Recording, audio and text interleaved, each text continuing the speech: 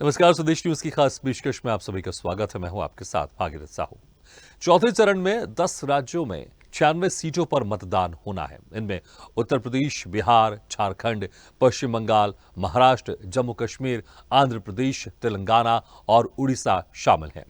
लोकसभा सीटों के लिए कुल 1717 उम्मीदवार मैदान में हैं और इस चरण में 8.73 महिलाओं सहित 17 करोड़ 70 लाख से अधिक पात्र मतदाताओं के लिए 1,92,000 मतदान केंद्रों पर 19 लाख से अधिक मतदान कर्मी तैनात किए गए हैं। लोकसभा चुनाव के तीसरे चरण तक अब तक 543 में से 283 सीट पर मतदान संपन्न हो चुका है। चौथे चरण में तेलंगाना की 17, आंध्र प्रदेश की 25, उत्तर प्रदेश की 13, बिहार की 5, झारखंड की 4, मध्य प्रदेश की 8, महाराष्ट्र की 11, ओडिशा की 4, पश्चिम बंगाल की 8 और जम्मू कश्मीर की 1 लोकसभा सीट श्रीनगर पर सोमवार को मतदान होगा।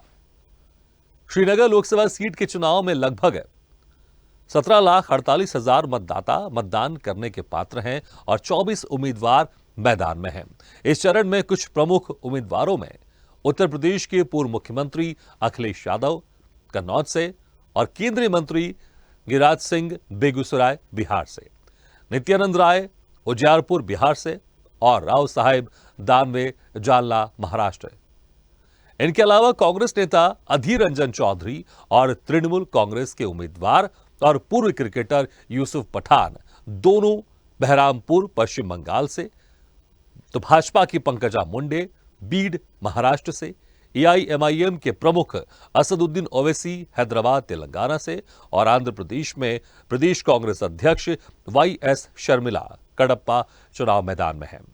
केंद्रीय मंत्री अजय कुमार मिश्रा उत्तर प्रदेश की खीरी सीट से हैट्रिक बनाने की जुगत में हैं। उनका बेटा 2021 के लखीमपुर हिंसाकांड में आरोपी है। तृणमूल कांग्रेस की महुआ मोइत्रा भी पश्चिम बंगाल की कृष्णानगर सीट से फिर सांसद पहुंचने के प्रयास में लगी हुई हैं। उन्हें प्रश्न पूछने के बदले नकदी लेने के मामले में लोकसभा से निष्कासित कर दिया गया था। अभिनेता से नेता बने शत्रुघ्न सिन्हा आसनसोल से दोबारा चुनाव लड़ रहे हैं, जहां उनका मुकाबला भाजपा के वरिष्ठ नेता एसएस अहलूवालिया से है। आपको बता दें कि 543 लोकसभा सीटों में से तीसरे फेज तक 284 सीटों पर मतदान हो चुका है। 13 मई तक कुल 380 सीटों पर मतदान पूरा हो जाएगा। बाकी 3 चरणों में 163 सीटों पर मतदान होगा।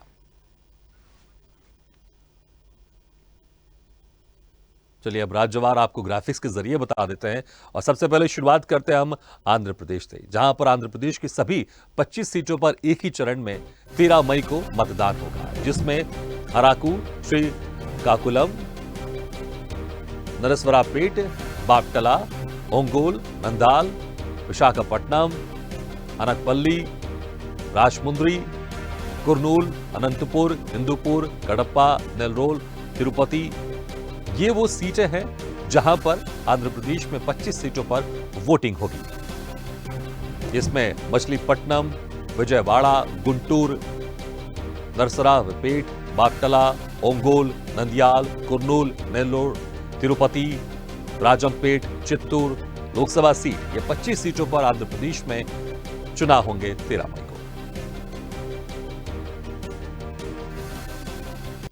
चलिए और अब बिहार की बात करते हैं। आंध्र प्रदेश के बाद बिहार की 40 सीटें हैं वहां पर और इन सभी में 7 चरणों में मतदान हो रहा है। चलिए ग्राफिक्स के जरिए आपको बताते हैं कि चौथे चरण में 13 मई को 5 सीटों पर मतदान होगा, जिसमें दरभंगा, उजियारपुर, समस्तीपुर, बेगूसराय, मुंगेर लोकसभा सीट है, जहां पर बिहार में मतदान होगा इन सभी 5 लोकसभा सीटों पर।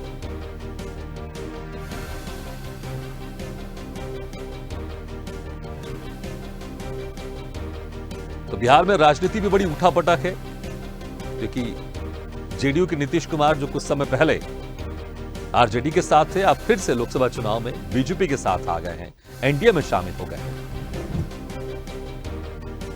चलिए और अब बात करते हैं दूसरे राज्य की,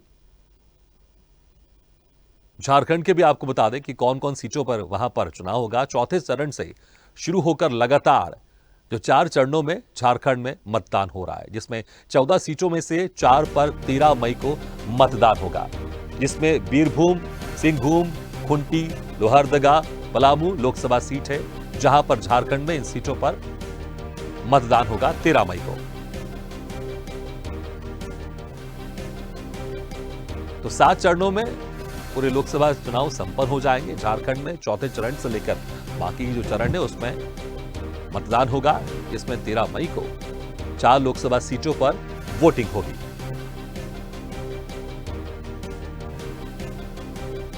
और झारखंड की अगर राजनीति की बात करें तो जो मुख्यमंत्री हेमंत सोरेन है वो जेल में बंद है, और लेकिन जब से अरविंद केजरीवाल को जमानत मिली है और वो प्रचार प्रसार कर सकते हैं, उनकी पार्टी के नेताओं को भी उम्मीद है कि अब हेमंत सोरेन भी शायद बाहर आ सकते हैं, वो भी प्रचार प्रसार कर सकते हैं। लेकिन देखना होगा कि क्या अरविंद केजरीवाल की तरह हेमंत सोरेन को भी जमानत मिल पाती है।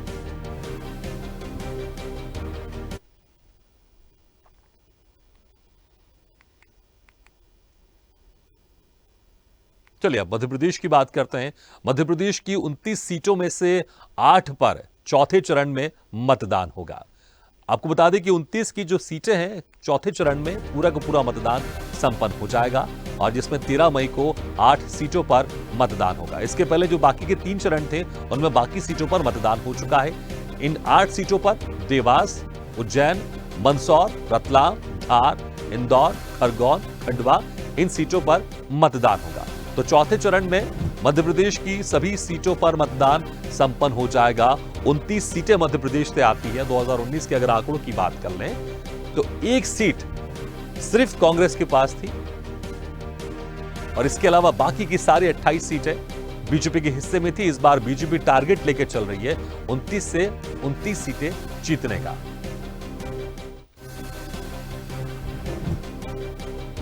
सिर्फ छिंदवाड़ा सीट थी जो कांग्रेस ने 2019 में जीती थी, उसके अलावा बाकी के 28 सीटें बीजेपी के हिस्से में आई थी। इस बार बीजेपी ने सभी सीटें जीतने को लेकर एक टारगेट बनाया है।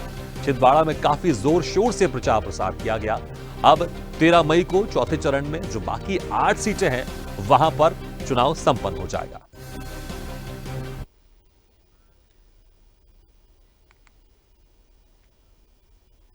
चलिए अब महाराष्ट्र की बात करते हैं। महाराष्ट्र में 5 चरणों में मतदान हो रहा है।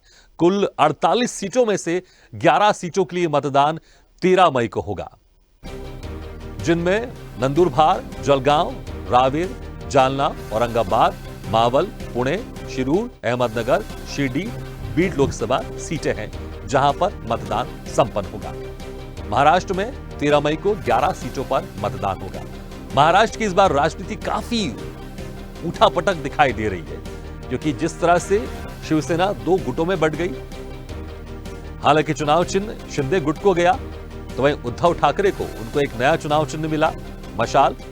वैसे ही एनसीपी शरद पवार जो कि जिसके नेता थे, उनके भतीजे अजित पवार के पास चले गए। चुनाव चिन्ह अजित पवार के पास चले गया एनसीपी, और शरद पवार की पार्टी को तुतारी चुनाव चिन्ह मिला। तो इस बार महाराष्ट्र की राजनीति काफी बदली से दिखाई दे रही है। देखना होगा कि जनता किस तरह से इस बार वोट डालेगी, क्योंकि चुनाव चिन्ह और नेता इस बार अलग अलग हैं।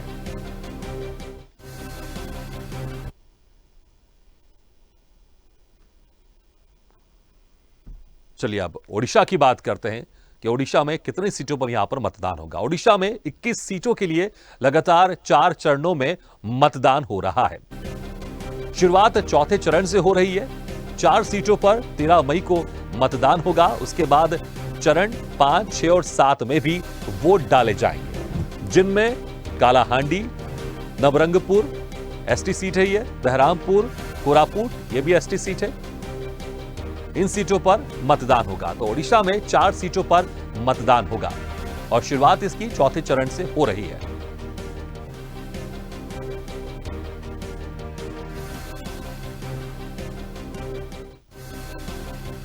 ओडिशा में अगर प्रमुख पार्टियों की बात करें तो एक बीजेडी है और दूसरी तरफ है बीजेपी।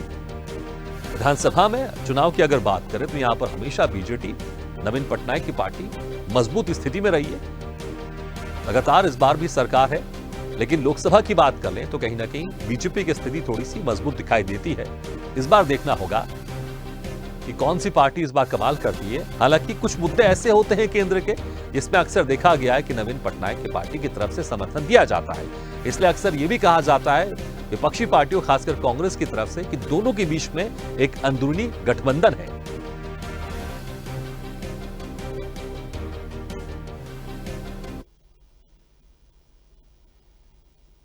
चलिए ओडिशा के बाद अब तेलंगाना की बात करते हैं। तेलंगाना की सभी 17 सीटों पर एक ही चरण में 13 मई को मतदान होगा।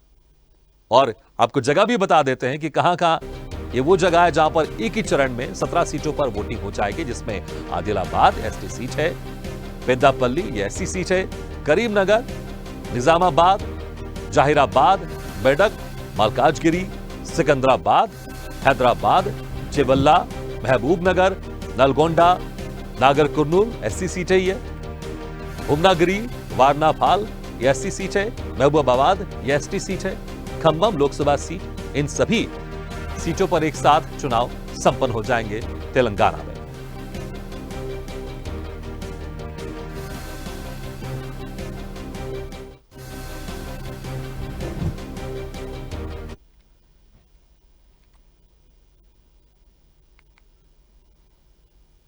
तो तेलंगाना के बाद सबसे बड़े राज्य उत्तर प्रदेश की अब बात करते हैं। उत्तर प्रदेश के 80 सीटों पर सभी 7 चरणों में मतदान हो रहा है। चौथे चरण में 13 मई को 13 सीटों पर मतदान होगा, जिसमें शाहजहांपुर, खीरी, धरुहरा, सीतापुर, हरदोई, मिश्रिख, उन्नाव, फर्रुखाबाद, इटावा, कन्नौज, कानपुर, अकबरपुर, बहराइच ऐसी सीट है। इन सीटों पर मतदान होगा। तो 13 मई को 13 सीटों पर मतदान होगा। उत्तर प्रदेश में सबसे ज्यादा सीटें यहां से आती हैं। अगर केंद्र में सरकार बनाना है तो उत्तर प्रदेश में कमाल करना होगा। पिछली बार 2019 में 62 सीटें बीजेपी ने जीती थी और बाकी विपक्ष के हिस्से में गई थी, जिसमें बीएसपी के पास 10 सीटें और सपा के पास 5 सीटें। लेकिन इस बार बसपा अकेले चुनाव लड़ रही है। इसका असर क्या होगा, देखने वाली बात होगी।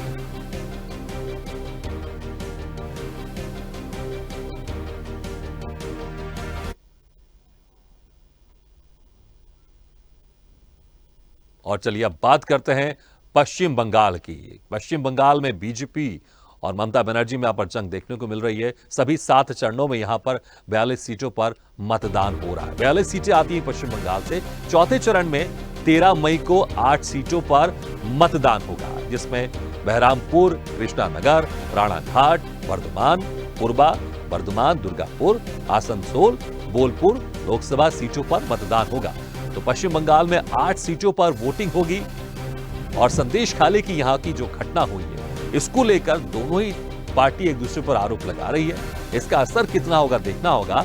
लेकिन संदेश खाली में जो माहौल बना है, जो घटना हुई है, उसको लेकर दोनों पार्टियों की तरफ से आरोप प्रत्यारोप का दौर जारी है। लेकिन इस घटना ने कहीं ना कहीं इस चुनाव को पश्चिम बंगाल में और रोचक बना दिया है।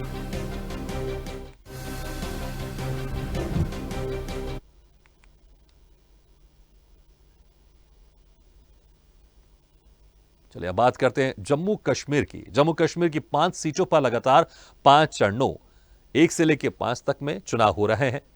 13 मई को चौथे चरण में 1 सीट पर मतदान होगा। 5वें चरण के बाद मतदान प्रक्रिया पूरी हो जाएगी। 13 मई को चौथे चरण का चुनाव होगा, जिसमें 1 सीट पर, श्रीनगर सीट पर वोटिंग होगी। तो 370 के बाद अगर देखें, पहला एक बड़ा चुनाव यहां पर हो रहा है। 370 हटने के बाद इसका क्या कुछ असर होगा देखना होगा। और इसको लेकर सुरक्षा के खास इंतजाम भी खासकर इन चुनावों में किए जा रहे हैं।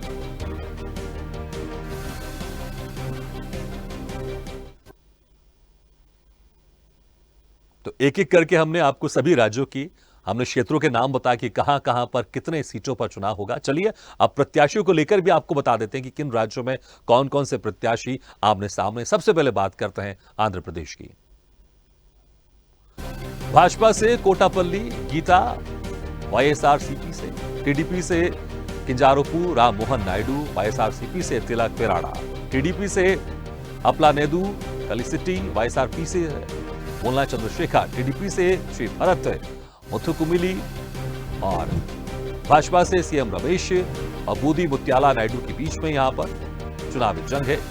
जनसेना पार्टी से टिंगला उदय श्रीनिवास और चालमला सेट्टी सुनील आपस में यहां पर चुनावी मैदान में है। जीएम हरीश अमलापुरम में, भाजपा से दग्गुबती पुरंधेश्वरी कडूरी श्रीनिवास राजमुंद्री से, भाजपा से भूपति राजू श्रीनिवास वर्मा और उमा बाला गुदरू नरसापुरम में आमने सामने हैं। अलूरू की अगर बात करें, टीडीपी से पुट्टा महेश कुमार और कुरुमुरी सुनील कुमार चुनावी जंग में हैं। मछलीपट्टम में बाला शिवरी वल्लभ भनेनी और चंद्रशेखर राव आमने सामने।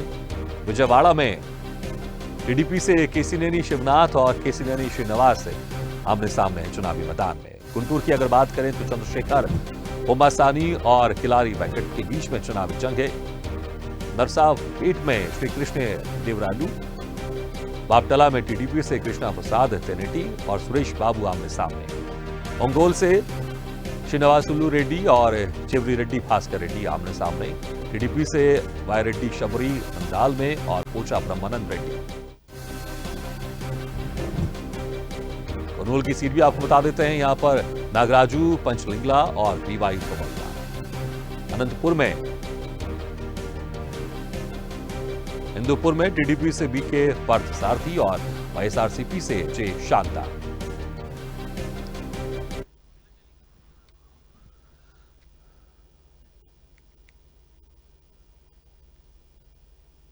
चलिए, आप बिहार में भी आपको बता दें कि वहां पर कौन कौन आमने सामने, किसके बीच में चुनावी जंग है।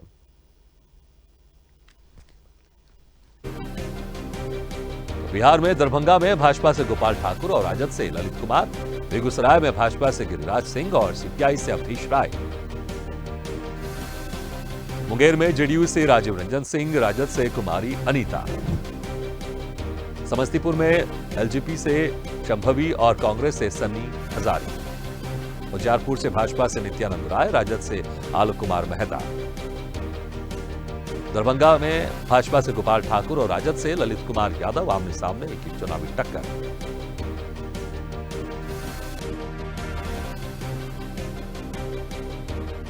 चलो, तो बिहार की हम आपको सीट बता रहे हैं कि कहां कहां कौन कौन कितने लोग आमने सामने। चलिए, आपको चुनावी जंग बता दें जम्मू कश्मीर की, वहां पर कौन कौन से उम्मीदवार प्रत्याशी आमने सामने हैं। श्रीनगर में है नेशनल कॉन्फ्रेंस से आगा सैयद राहुल्ला मेहदी और पीडीपी से चुनावी मैदान में है। श्रीनगर में आगा सैयद राहुल्ला मेहदी और पीडीपी से वहीदुर रहमान। श्रीनगर में 1 सीटों पर चुनाव होगा और प्रत्याशी आपके सामने जिनके बीच में चुनावी जंग है।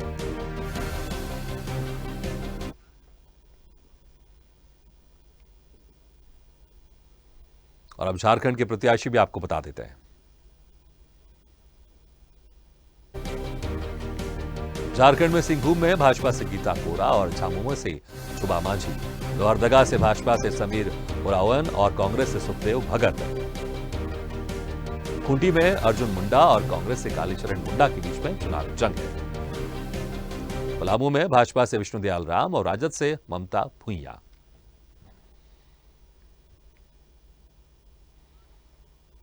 चलिए, बात करते हैं मध्य प्रदेश की, जहां पर चौथे चरण में 8 सीटों पर मतदान है। कौन कौन से प्रत्याशी आमने सामने। इंदौर में भाजपा से शंकर लालवानी और कांग्रेस से कोई प्रत्याशी नहीं, क्योंकि आखिरी समय में नामांकन वापस हो गया था। भाजपा से महेंद्र सोलंकी देवास में, कांग्रेस से राजेंद्र मालविया। उज्जैन की बात करें तो भाजपा से अनिल फिरोजिया और कांग्रेस से महेश परमार। मंदसौर में भाजपा से सुधीर गुप्ता, कांग्रेस से दिलीप सिंह गुर्जर। रतलाम में भाजपा से अनीता चौहान, कांग्रेस से कांतिलाल भूरिया। धार में भाजपा से सावित्री ठाकुर, कांग्रेस से राधेश्याम मोबेल। खरगौन में भाजपा से गजेंद्र पटेल, कांग्रेस से बोरलाल खरते। खंडवा में बीजेपी से ज्ञानेश्वर पाटिल और कांग्रेस से नरेंद्र पटेल चुनावी मैदान में है।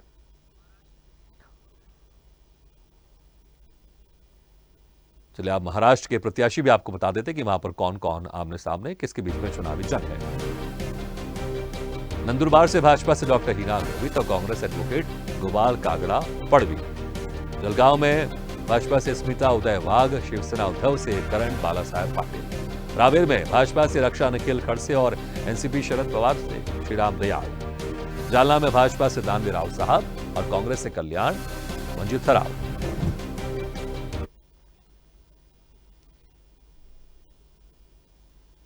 चलिए, अब उड़ीसा के भी आपको कुछ प्रत्याशियों के नाम आपको बता देते हैं, कौन कौन आमने सामने, किन के बीच में चुनावी टक्कर है। मेरापुर में भाजपा से डॉक्टर प्रदीप कुमार पाणिग्रह और बीजेडी से कालाहांडी से भाजपा से मालविका देवी और बीजेडी से लंबोदर नियाल। कोरापुट से कालीराम मांझी और कौशल्या काका के बीच में चुनावी जंग है। नवरंगपुर में भाजपा से बालभद्र मांझी और बीजेडी से प्रदीप कुमार मांझी।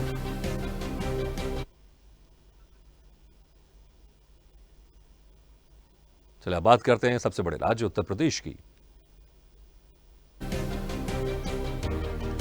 उत्तर प्रदेश में शाहजहांपुर में भाजपा से अरुण कुमार सागर, सपा से ज्योत्सना गौंड और बीएसपी से दूधराम वर्मा। खीरी में भाजपा से अजय मिश्र टैनी, सपा से उत्कर्ष वर्मा, बीएसपी से अंशय कावरा। धौरारा में भाजपा से रेखा वर्मा, सपा से आनंद भदौरिया और बीएसपी से श्याम किशोरी अवस्थी। सीतापुर में राजेश वर्मा, राकेश राठौड़ और महेंद्र यादव के बीच में चुनावी जंग है। हरदोई में जयप्रकाश रावत, उषा वर्मा और भीमराव अंबेडकर के बीच में चुनावी जंग है।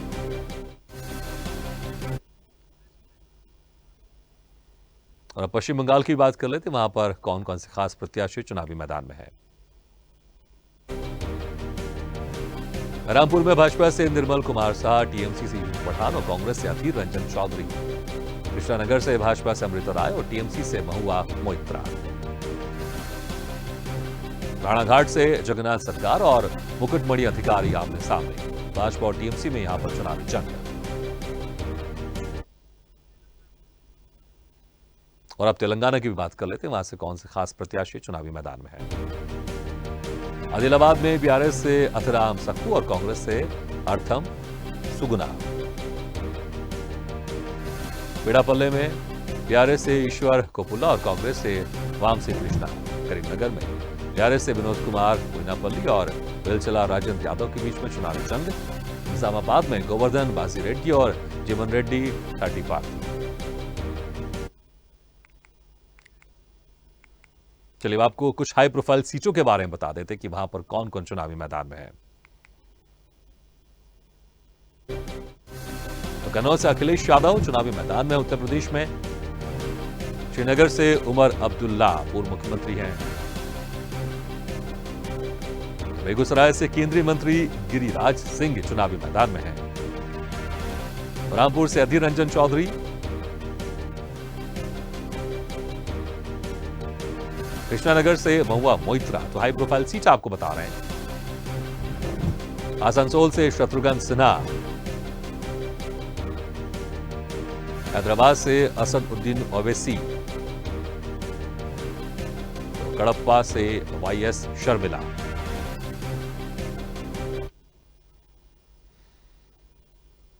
तो इन सीटों में हैदराबाद की हॉट सीट मानी जा रही है, जहां से बीजेपी ने माधवी लता को अपना उम्मीदवार बनाया है। इस बार असदुद्दीन ओवैसी की टक्कर माधवी लता से हो रही है। इसके अलावा कन्नौज सीट समाजवादी पार्टी का गढ़ मानी जाती है। वहां से अखिलेश यादव की टक्कर मौजूदा सांसद और बीजेपी उम्मीदवार सुब्रत पाठक से होने वाली है।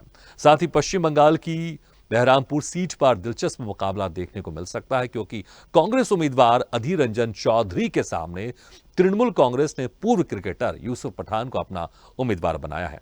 उन्नाव से साक्षी महाराज की टक्कर सपा कांग्रेस गठबंधन की प्रत्याशी अनु टंडन से होने वाली है, जबकि मायावती की पार्टी बसपा ने यहां से अशोक कुमार पांडे को टिकट दिया है। उन्नाव लोकसभा सीट बीजेपी प्रत्याशी साक्षी महाराज की वजह से हमेशा से ही चर्चा में रही है। चलिए इसी के साथ हमारे खास पेशकश में फिलहाल इतना ही, लेकिन खबरों का सिलसिला लगातार जारी। आप देखते रहिए स्वदेश न्यूज, सबसे पहले देश।